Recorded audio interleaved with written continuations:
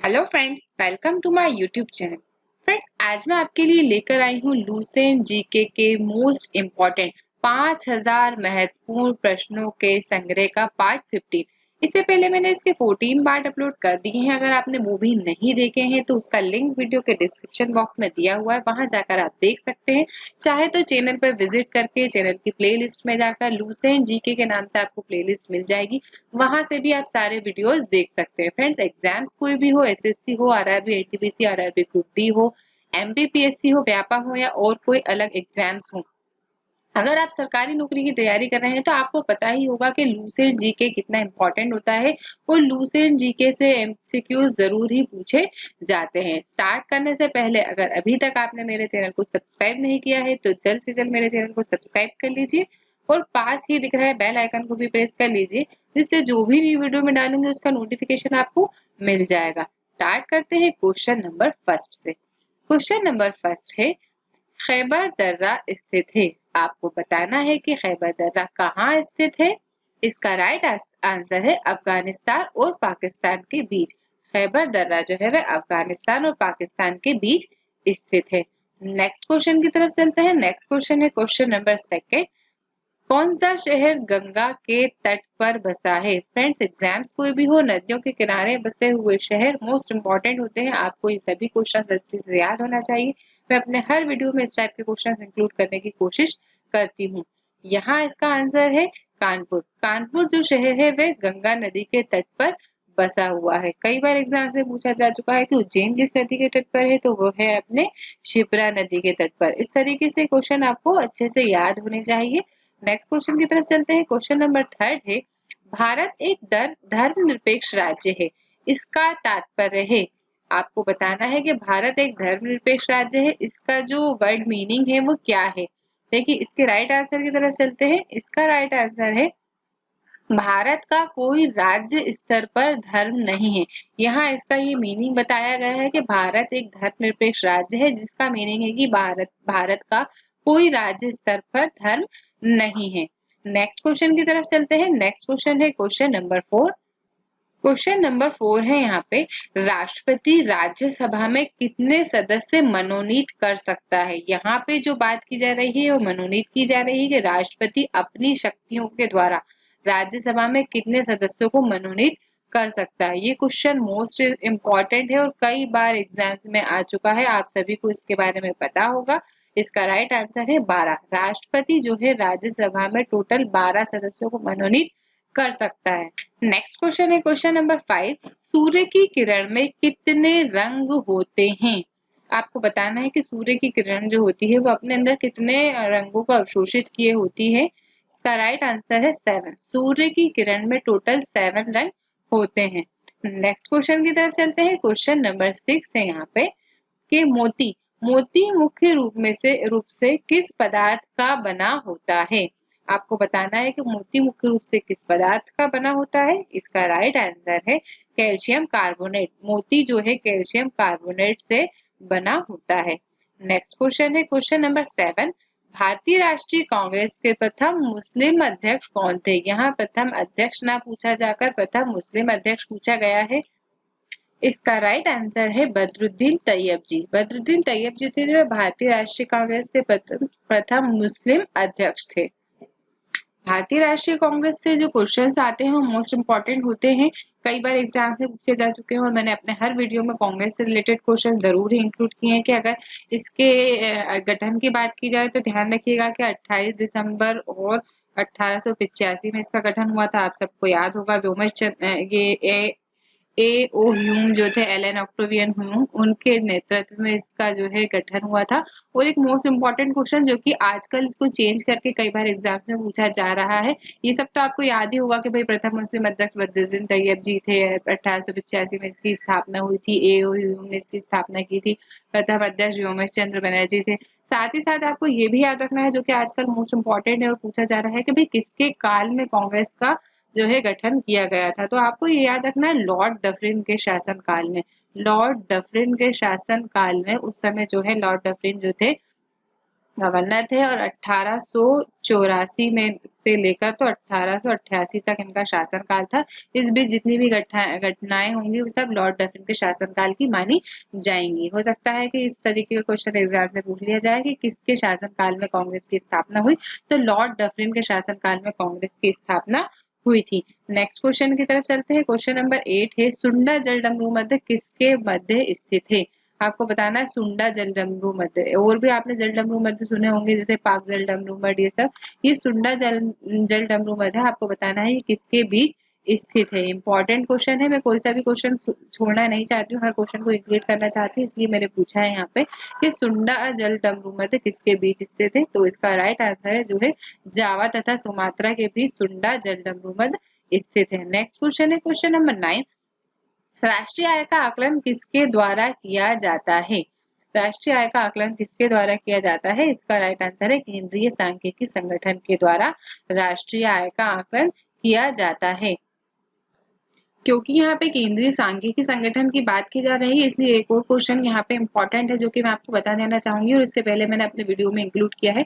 अगर आपने वो वीडियोस देखे होंगे तो आपको क्वेश्चन जरूर याद होगा कि भाई राष्ट्रीय सांख्यिकी दिवस कब मनाया जाता है। ये मोस्ट इम्पोर्टेंट क्वेश्चन है और एग्जाम्स में कई बार पूछा जा चुका है कि राष्ट्रीय सांख्यिकी दिवस कब मनाया जाता है। आप सभी को ये याद होगा, और जिनको याद नहीं है उनके लिए मैं बताना चाहूंगी कि राष्ट्रीय सांख्यिकी दिवस जो है वह 29 जून को मनाया जाता है।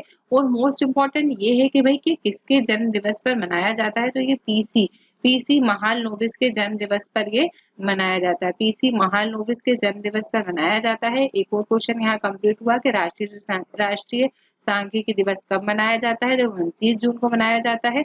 और भाई किसके जन्म दिवस पर मनाया जाता है, तो ये पीसी महालनोबिस के जन्म दिवस पर मनाया जाता है। और अगर एक और क्वेश्चन की इस तरीके की बात की जाए कि भाई राष्ट्रीय सांख्यिकी दिवस जो है वो पीसी महालनोबिस के जन्म दिवस पर मनाया जाता है, तो भाई पीसी महालनोबिस जो थे, ये ध्यान रहे जो हमारे देश की द्वितीय पंचवर्षीय योजना थी। पंचवर्षीय योजनाओं से रिलेटेड क्वेश्चन जरूरी आते हैं। अगर द्वितीय पंचवर्षीय योजना की बात की जाए कि भाई वो किसके द्वितीय पंचवर्षीय योजना किसके मॉडल पर आधारित थी, तो द्वितीय पंचवर्षीय योजना जो थी वो पीसी महालनोबिस के मॉडल पर आधारित थी। नेक्स्ट क्वेश्चन की तरफ चलते हैं। उम्मीद है कि ये सारे क्वेश्चन सब अच्छे से समझ पाए होंगे। नेक्स्ट क्वेश्चन की तरफ चलते हैं। नेक्स्ट क्वेश्चन है गांधी इरविन समझौता कब हुआ था? यहाँ दिया हुआ गांधी इरविन समझौता कब हुआ था, जिसे गांधी इरविन पैक्ट के नाम से जानते हैं।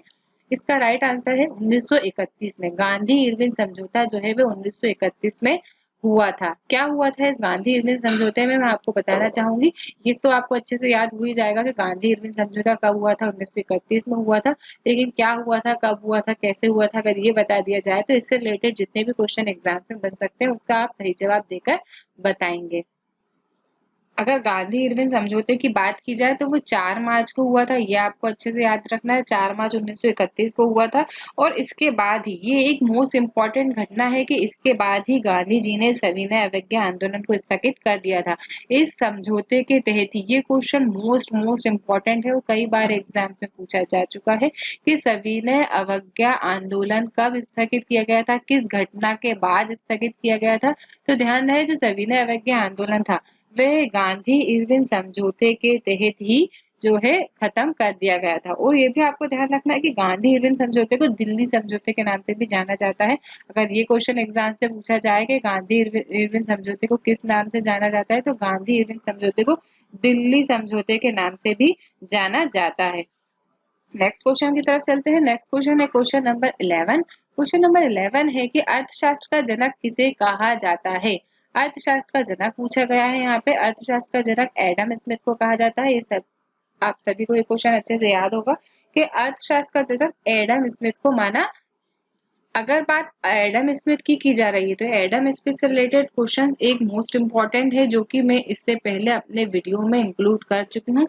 रिवाइज करने के हिसाब से मैं आपसे पूछ रही हूँ कि वेल्थ ऑफ नेशंस ये पुस्तक किसने लिखी थी? तो ये द वेल्थ ऑफ नेशंस जो पुस्तक है वो एडम स्मिथ ने लिखी थी। और ये क्वेश्चन मोस्ट इम्पॉर्टेंट है, कई बार एग्जाम से पूछा जा चुका है कि वेल्थ ऑफ नेशंस पुस्तक किसने लिखी थी, तो वह भी एडम स्मिथ ने लिखी थी जो कि अर्थशास्त्र के जनक माने जाते हैं। नेक्स्ट क्वेश्चन है क्वेश्चन नंबर 12।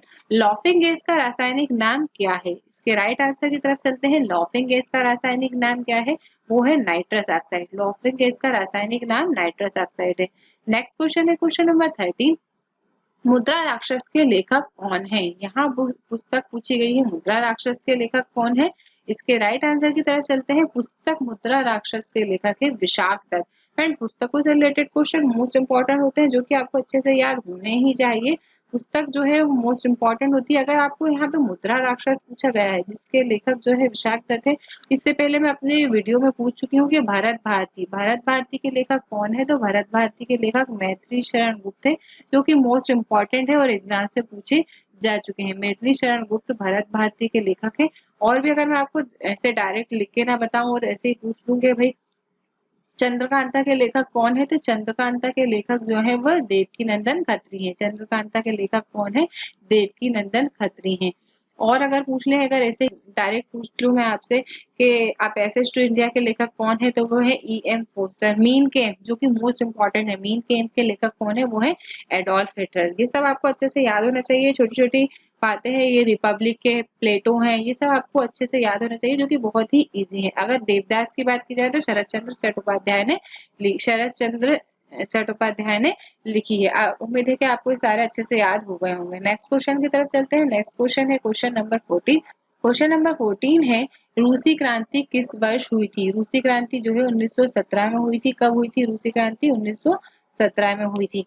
रूसी क्रांति से ही रिलेटेड क्वेश्चंस एग्जाम्स में कई बार आते हैं कि भाई रूसी क्रांति जो कि 1917 में हुई थी, उसी में जो है कि कॉल मार्क्स का नाम सबसे ज्यादा आया था। कॉल मार्क्स जो कि जर्मनी का निवासी था, वो ध्यान रहे, कॉल मार्क्स नहीं, दास कैपिटल, जो कि कई बार एग्जाम में पूछी जा चुकी है। दास कैपिटल किसने लिखी थी?